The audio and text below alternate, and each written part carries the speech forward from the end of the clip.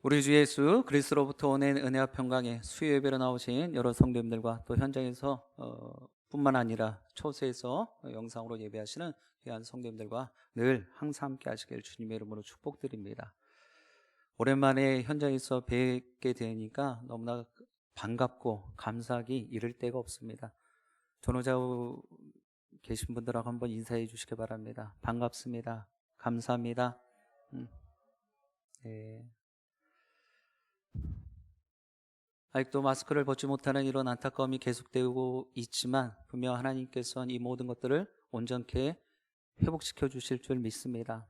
그리고 그 소망 절대로 잊지 않게 되어지길 주님의 이름으로 간절히 부탁드립니다.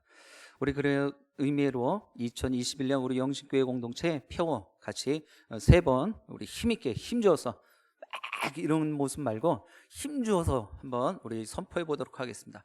주여 이제 회복하게 하소서. 주여 이제 회복하게 하소서. 주여 이제 회복하게 하소서. 할렐루야. 아멘. 자, 이제 회복 캠페인이죠. 5가지입니다. 우리 같이 한번 선포해 보도록 하겠습니다. 시작. 예배를 회복하겠습니다. 기도를 회복하겠습니다. 사랑을 회복하겠습니다. 가정을 회복하겠습니다. 사명을 회복하겠습니다. 아멘.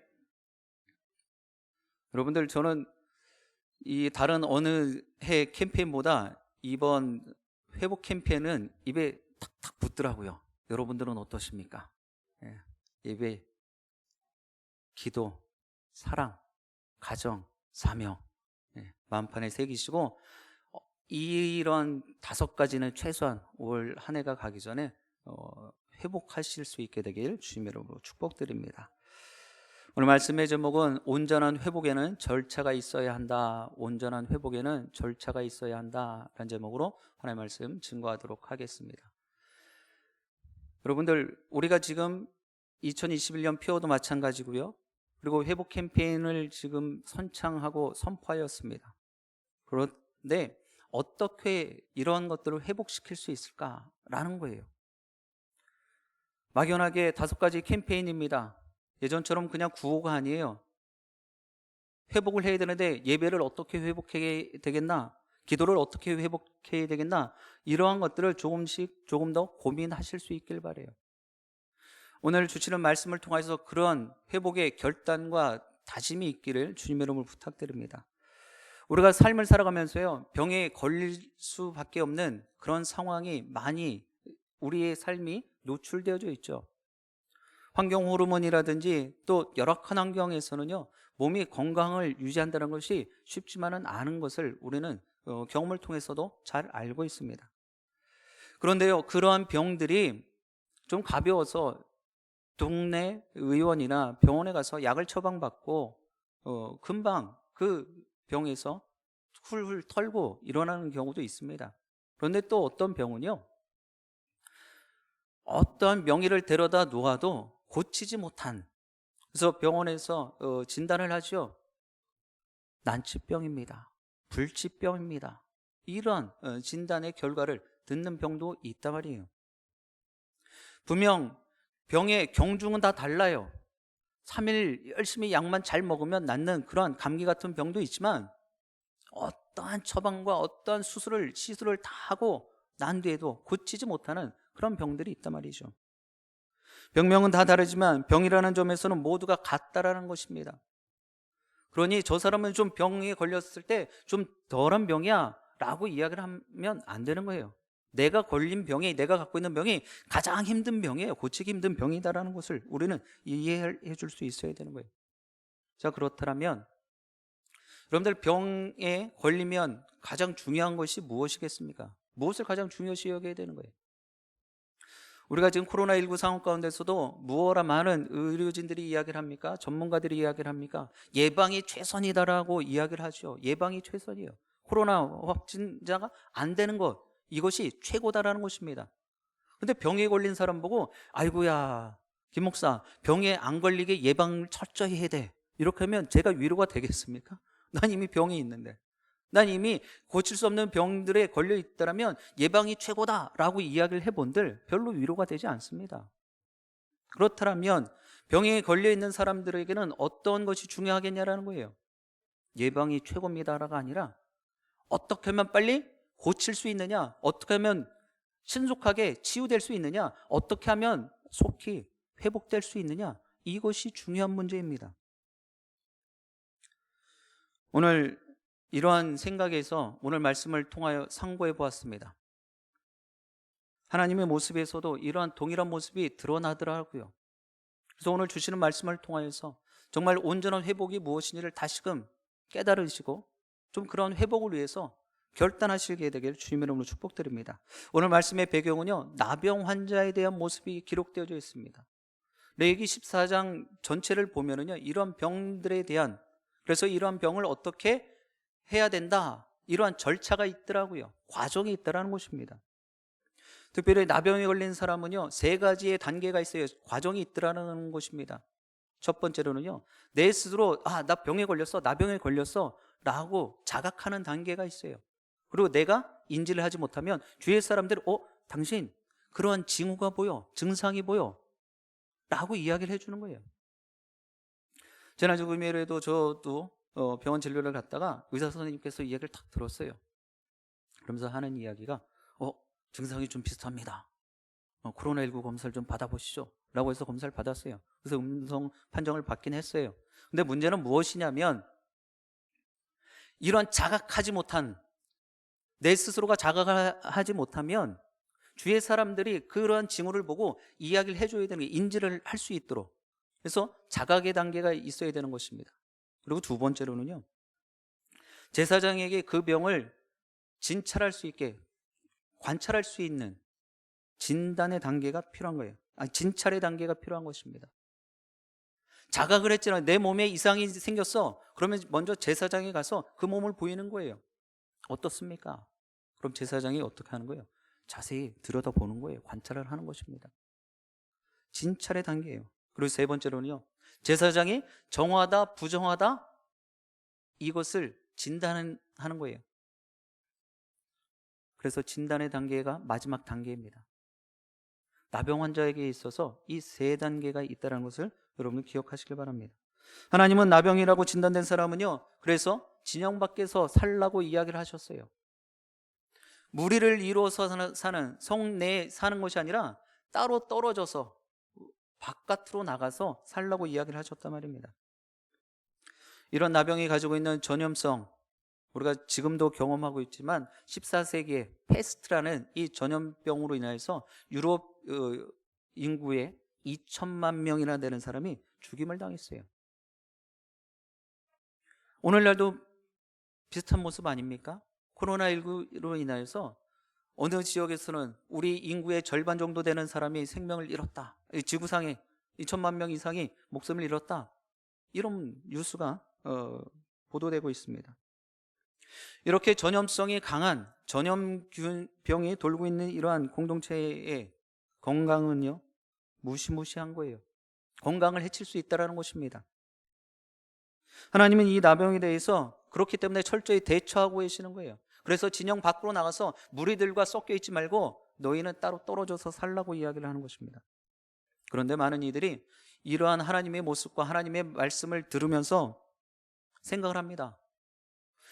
나병이라는 이 전염병에 걸린 사람, 이 전염성이 있는 이 사람을 격리시키는 것 보니까 부정하게 된 사람들은 다 진영 밖으로 내쫓아 놓는 거예요.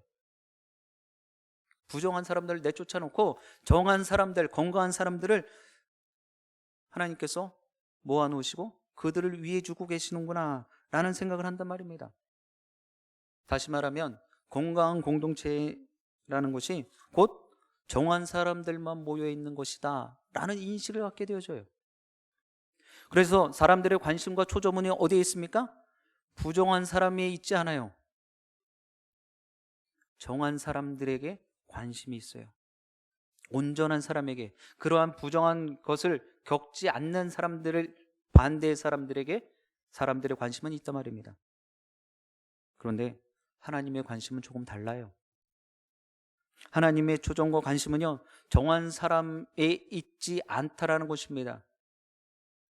그래서 우리의 생각을 뛰어넘으시는 하나님이십니다. 우리의 생각에는 진영 밖으로 내쫓아버린, 표현은 좀 부적절할 수 있겠지만 진영 밖에서 살고 있는 이 부정한 사람들을 하나님께서는 더 관심 두고 계시단 말이에요. 초점을 맞추고 계시다라는 것입니다.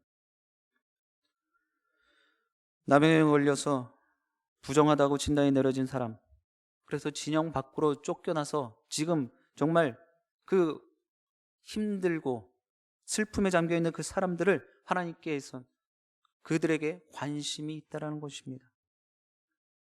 오늘 본문의 내용이 그런 진영 밖에 쫓겨나 있는 병든 사람의 이야기예요.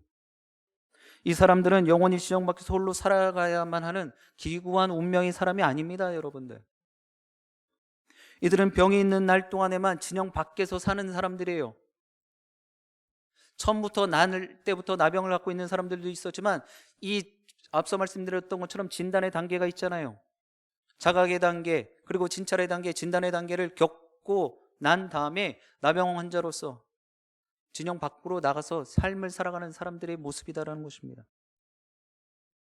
그리고 그 사람들은요, 다시금 진단을 받고 정한 사람으로 판명이 나아지면 다시금 진영 안으로 들어와서 살게 되어질 사람들입니다. 하나님의 관심은요, 하나님의 초점은 바로 여기에 있습니다. 부정한 사람은 아주 내치는 것이 아니란 말이에요. 건강하지 못한 사람을 아예 치워버리는 것이 아니란 말입니다. 그 사람들이 다시 공동체로 돌아올 수 있도록, 그리고 그 길을 하나님께서는 마련해 주신단 말이에요. 이는 신약의 누가복음 15장에 나오는 탕자의 비유에서 잘 드러납니다. 여러분들 탕자의 비유 잘 아시죠?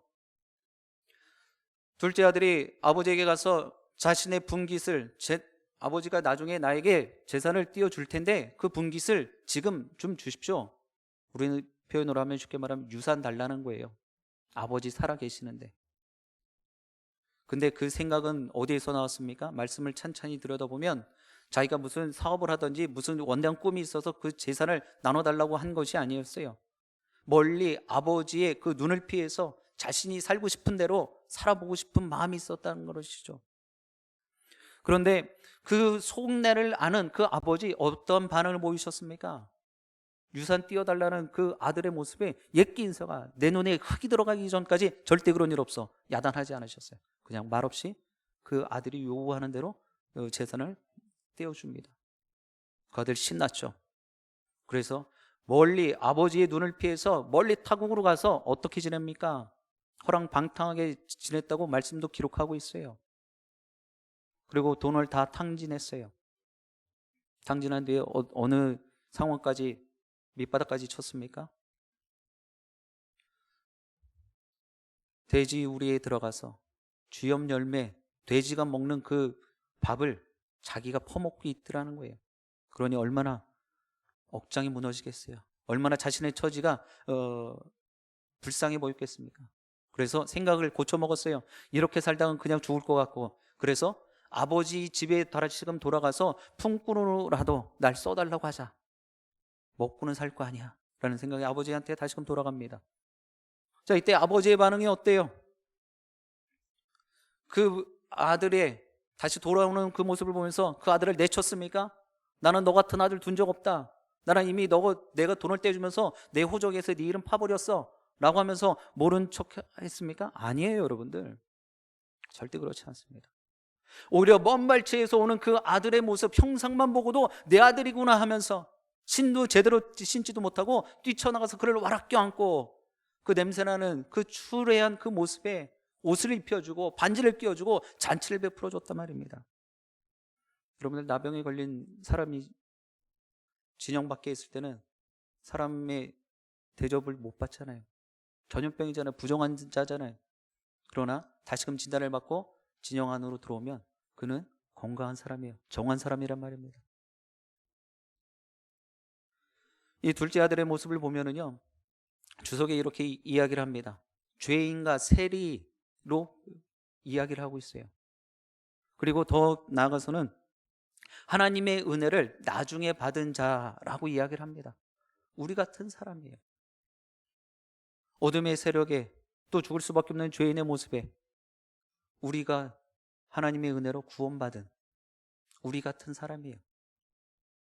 우리도 부정한 사람이었어요. 우리도 죄인이었어요. 그런데 하나님께서는 이런 부정한 자와 죄인의 더 관심이 있으셨단 말이죠. 이렇게 하나님은 정한 자에게도 관심이 분명히 있으시지만 더 깊은 관심과 초점은요, 부정한 자에게 있음을 우리는 알아야 합니다. 이러한 말씀은, 이러한 하나님의 모습은요, 누가복음 5장 32절을 보면 더 정확히 알 수 있습니다. 우리 말씀 좀 띄워주시기 바랍니다. 누가복음 5장 32절 말씀입니다. 다 같이 읽어봅니다. 시작. 내가 의인을 부르러 온 것이 아니요 죄인을 불러 회개시키려 왔노라. 아멘. 예수님께서도 이 땅에 오시면서 하나님에게 미션을 받고 내려오셨겠죠. 어떤 미션입니까? 누가복음 5장 30절에 분명히 이야기를 하고 있어요. 선포하고 있습니다. 내가 의인을 구하러 온 것이 아니라 죄인을 불러 회개시키러 왔다라는 거예요. 부정한 사람, 죽을 수밖에 없는 사람을 위해서 내가 이 땅에 왔다라고 선언하고 있습니다. 왜 이러한 부정한 자에게, 죽을 수밖에 없는 죄인에게 관심을 갖는 것입니까? 그것은 바로 회복 때문이에요. 오늘 본문의 마지막 20절 말씀 우리 같이 합독해 보겠습니다. 20절 말씀입니다. 시작. 제사장은 그 번제와 소제를 제단에 드려 그를 위하여 속죄할 것이라. 그리하면 그가 정결하리라. 아멘. 오늘 20절 하반절에 보면 그리하면 어떻게 된다라고 말씀을 마치고 있습니까? 정결하리라. 아멘. 그리하면 정결할 거라는 거예요. 그렇다면 지금 정결한 것입니까? 정결하지 않은 것입니까?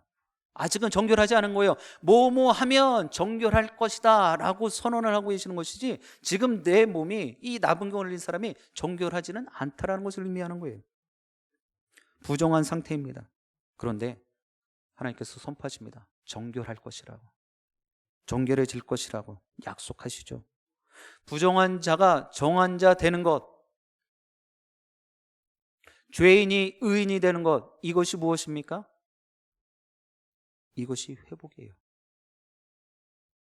절망이 있던 자가 소망이 있는 사람으로 되어지는 것, 이것이 무엇입니까? 이것이 회복이에요. 은혜 없던 사람이 은혜 받은 자가 되어지는 것, 이것이 바로 회복입니다. 여러분들 이 표, 이 캠페인 백날 떠들어도 안 돼요. 지금 제가 말씀드렸잖아요. 죄인이었던 사람이 의인이 되어지는 것, 회복이에요. 절망이, 또 낙심과 또 그런 마음, 감정적인 마음에 잡혀있던 것이 변화가 되어져서 소망을 갖고, 이 모든 상황들 하나님께서 함께 하시면 나는 능히 감당할 수 있고 이길 수 있다, 이러한 소망을 갖는 것, 이것이 회복의 모습인 것입니다. 하나님은 왜 부정한 이들에게 이토록 깊고 세심한 관심을 갖고 계시는지 이제 아시겠죠? 회복시키기 위해서, 새롭게 하시기 위해서. 사랑하는 영신가족 여러분, 이제 부정한 것을 문제 삼지 마시기 바랍니다. 절망하게 된 내용에 너무 신경 쓰지 않길 바라요. 지금 이러한 상황들 때문에 내가 어렵고 힘들다라고 이야기하지 않길 바랍니다. 하나님이 이 모든 과정들을 통하여, 절차들을 통해서 나를 회복시키고 계시다는 것입니다. 그리고 너무 힘들어도 하지 마세요. 감당할 만한 힘을 주실 줄 믿습니다. 중요한 것은 모든 이러한 것들로부터의 회복이에요. 나를 회복시키실 것이다라는 거예요. 그런 것들에 있어서 회복해 되어질 것입니다. 이제 이런 회복을 어떻게 가능하게 할 수 있는지 두 가지를 말씀드릴 거예요. 지금 분명히 말씀의 제목은 무엇입니까? 온전한 회복에 뭐가 필요하다고요? 뭐가 있어야 된다고? 절차가 있어야 돼요. 과정이 있어야 되는 거예요. 그냥 회복되어지는 것이 아니라는 겁니다. 자, 그렇다면 첫 번째로 우리가 이 모든 온전한 회복을 이루기 위한 첫 번째 절차는 무엇이냐면, 회복에는 시간이 필요하다는 거예요. 시간이 있어야 됩니다. 우리 10절 말씀 같이 합독해 보겠습니다. 10절입니다. 여덟째 날에 그는 흠없는 어린 순양 2마리와 1년 된 흠없는 어린 암양 1마리와 또 고운 가루 10분의 3 에바에 기름 섞은 소재물과 기름 1록을 취할 것이요. 아멘. 지금 이 10절의 말씀은요, 나병에 걸린 사람이 회복되어지는 마지막 과정의 단계를 이야기하고 있습니다.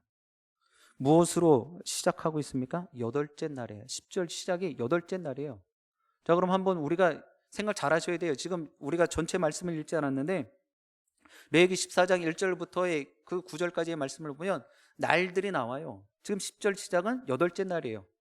그럼 여덟째 날을 일하고 이 이야기를 한다면 그 앞에 날들이 또 있잖아요. 일곱째 날도 있었을 거고, 여섯째 날이 있고요, 다섯째 날이 있는 거예요. 무슨 말입니까? 그냥 회복되어지는 것이 아니란 말이에요. 그 회복은 반드시 시간이 필요하다라는 의미입니다. 하루 이틀 사흘 나흘 이렇게 여덟 날까지의 기간과 시간들을 거친 후에 결국 회복에 이르게 됨을 우리는 알아야 합니다. 상담 공부를 하면서 우리 이제 내담자예요. 클라이언트라고 이야기를 하죠. 그가 갖고 있는 이런 정신적인 문제들, 어려움의 모습들, 왜 불면증이 걸렸는지, 왜 우울증이 왔는지 이런 것들을요 조금씩 이제 되짚어 보는 거예요. 그것을 이제 역추적한다라고 이야기를 하죠. 그래서 어느 시점이 있어요. 그렇게 된 그 터닝 포인트가 있단 말이에요. 만들어진 그 시점이 있어요. 2년 전에 어떠한 일로 인해서 그때부터 밤에 잠을 못 자고, 그때부터 감정의 기복이 생기고 뭐 이런 것들이 있단 말이에요. 그럼 보통 2년이다 4년이다 4년 전에 그런 일들로 인해 사건이 있어서 그런 모습이 만들어졌다. 그러면은요 그만큼 시간, 2년 지난 뒤에 이런 상담이 시작되어졌다, 치료가 시작되어졌다 그러면 그와 동일한 시간이 필요하다라고 이야기를 하는 거예요. 2년 전에 그런 사건이 있어서, 그런 사고가 있어서 그런 모습을 갖고 있다. 그러면 앞으로 여기서부터 2년의 시간이 필요하다라고 진단을 내립니다. 이야기를 하는 거예요. 지금 하나님께서도 마찬가지예요. 나병이 걸렸지만 나병에 대한 진단을 받고 진찰을 받는 그 과정들, 지금 마지막 단계에서 여덟 날의 일정이 필요했습니다. 시간을 보내긴 보내는데 여러분들 어떻게 회복할 수 있는 시간들을 보내야 됩니까? 회복시킬 수 있는 사람과 같이 있어야죠. 그런 존재와 같이 있어야죠. 육신에 병이 들었어요. 정신적으로 문제가 생겼습니다. 그러면 그냥 집에 우두커니 시간아 가라, 세워라, 내워라 하면 그게 고쳐집니까, 여러분들? 뭔가를 하셔야죠. 뭔가를 해야 돼요. 그 병을 고칠 수 있는 사람을 찾아가야죠. 만나야 되는 거예요. 그와 함께 시간을 보내야 되는 거예요.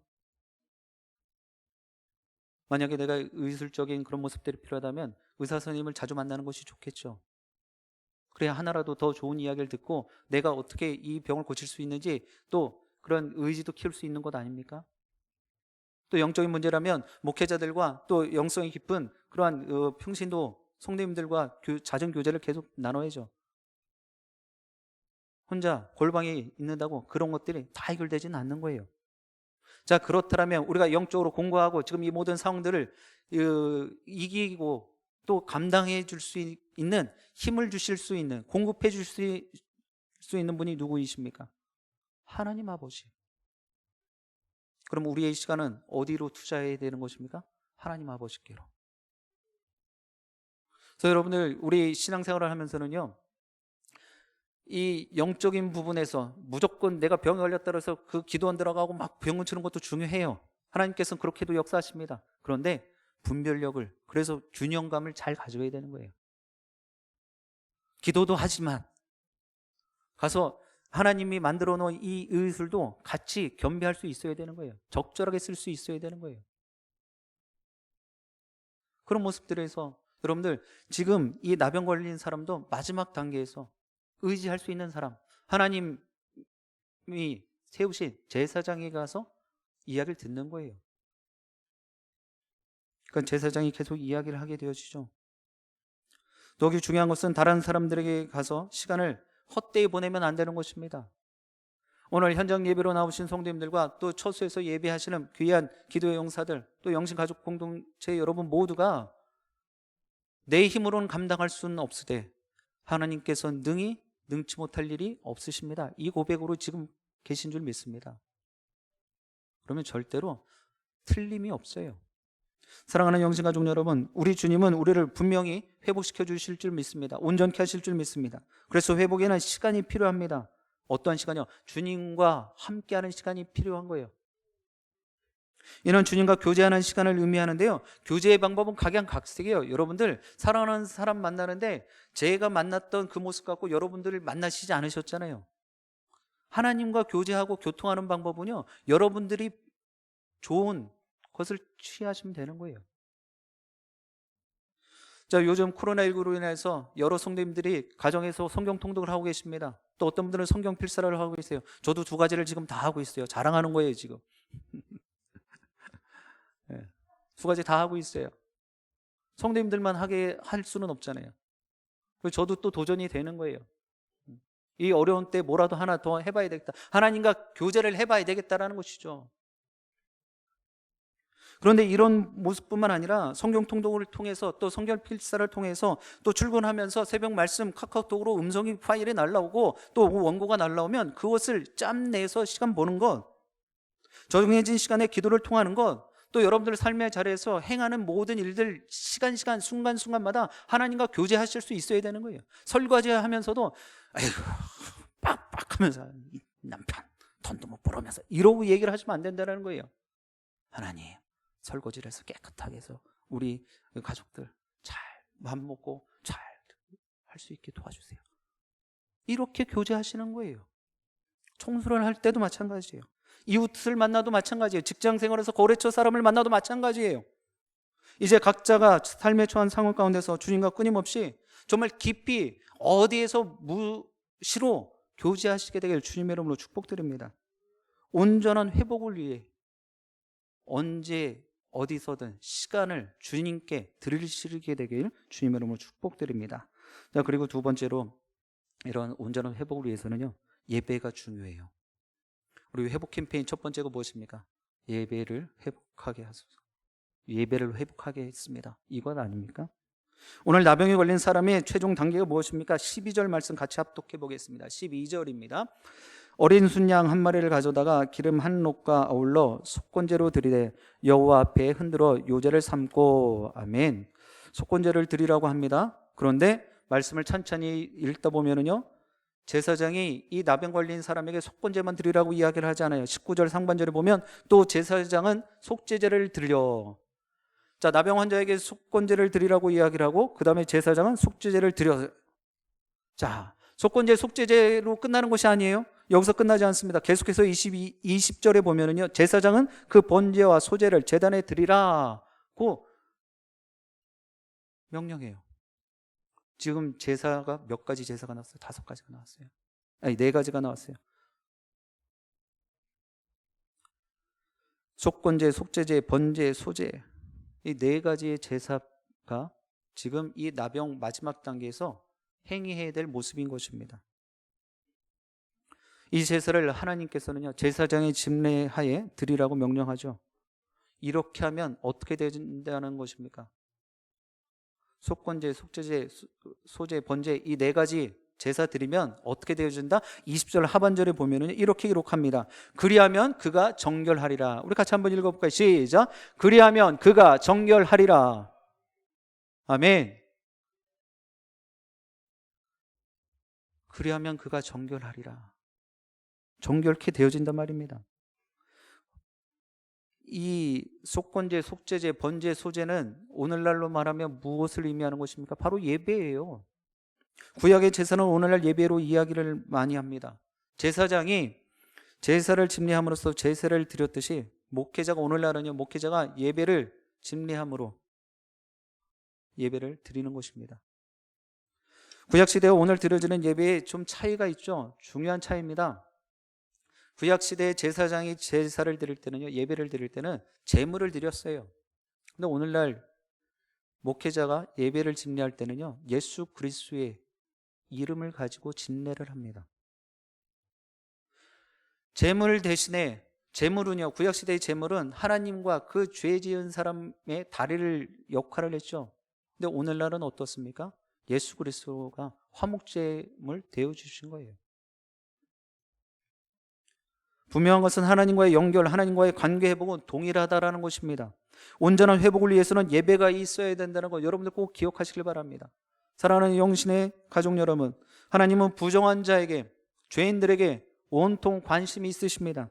그들의 회복에 관심이 있으시기 때문이에요. 그들을 어떻게 하면 회복시킬 수 있을까? 14장의 말씀을 우리가 길게 읽었는데요, 그 과정 하나하나가 다 절차라는 것입니다.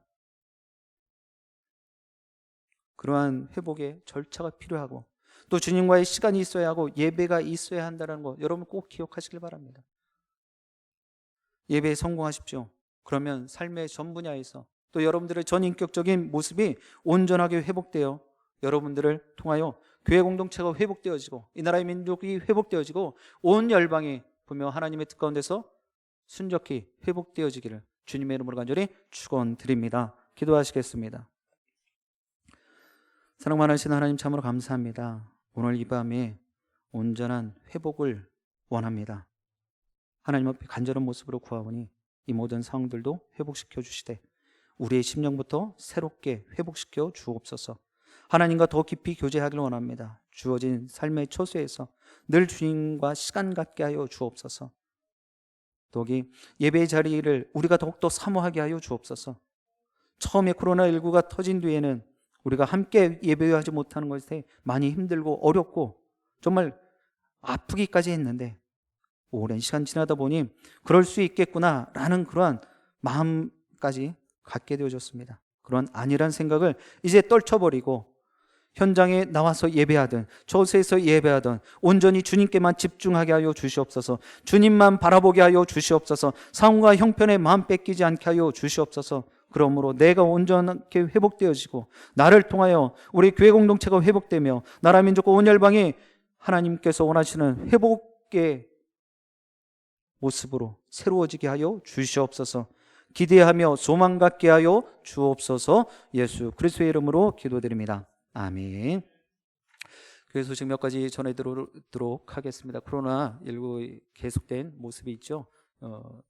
사회적 거리 두기는 아직 2.5단계입니다. 그러나 우리 종교시설의 10%까지 예배 참석이 허용되어졌습니다. 이번 주일날 1, 2부 예배에는 신청 없이 오시면 되고요. 3부 예배는 꼭 신청을 좀 먼저 해주시면 저희가 방역 지침에 준수하는데 어려움이 없고 부족함이 없을 줄 압니다. 특별히 우리 중직자 분들은 1, 2부 예배를 좀 나오시고요. 우리 평신도 되시는 우리 집사님 또 일반 성도님들이 3부 예배 나오실 수 있도록 좀 배려해 주시면 감사하겠습니다. 그리고 앞에 1층 안내 데스크에 보시면 2021년 좀 늦은 감이 있지만 새해 기도 제목 카드가 있습니다. 여러분들 가져가셔서 꼭 작성하시고 내주시면 저희 목회자들이 계속해서 여러분들과 함께 기도로 돕고 세워가도록 하겠습니다. 이제 주신 말씀 기억하면서 찬송가 428장 주님의 영광이 해같이 분명히 빛나게 될 줄 믿습니다. 우리 믿음에 고백하시면서 우리 찬송하신 뒤에 제가 축복 기도로 예배 마치도록 하겠습니다.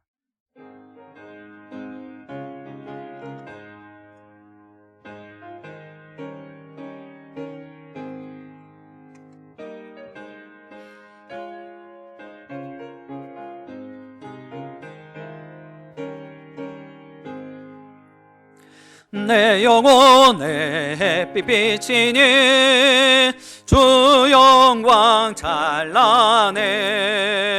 이 세상 어떤 빛보다 이 빛 더 빛나네. 주의 영광 빛난 광채 내게 비춰주시옵소서. 그 밝은 얼굴 배울 때 나의 영혼 기쁘다. 내 영혼에 노래 있으니 주 찬양합니다. 주 귀를 기울이시사 다 듣고 계시네. 주의 영광 빛난 광채 내게 비춰주시옵소서. 그 밝은 얼굴 배울 때 나의 영혼 기쁘다. 내 영혼의 봄날 되어서 주와 함께 하실 때 그 평화 내게 깃들고 주 내 꽃피네. 주의 영광 빛난 광채 내게 비춰주시옵소서. 그 밝은 얼굴 배울 때 나의 영혼 기쁘다. 낙이 있고 큰 소망 넘치네. 주 예수 복을 주시고 또 내려주시네. 주의 영광 빛난 광채 내게 비춰주시옵소서. 그 밝은 얼굴 배울 때 나의 영혼 기쁘다. 아멘. 이제는 우리를 구원하시기 위하여 희생제물 되신 예수 그리스도의 크신 은혜와 독생자를 보내사 구원의 은총을 허락하신 하나님 아버지의 한없는 사랑하심과 우리를 위해 여전히 중보하며 도우시는 성령 하나님의 위로교통 충만 복주심의 역사가 온전한 회복을 위해 절차를 잘 밟고 시간시간 주님과 교제하기를 더욱 사모하며 참된 예배자로서 날마다 성공하기를 다짐하는 사랑하는 영신가족들 심령 위해 저들의 가정과 일터와 주님의 몸된 영신공동체와 이 나라의 민족과 지금도 주님의 사랑과 복음을 증거하는 열방의 모든 선교사님들 위해 지금으로부터 영원무토록 함께 하시기를 간절히 축원하옵나이다. 아멘.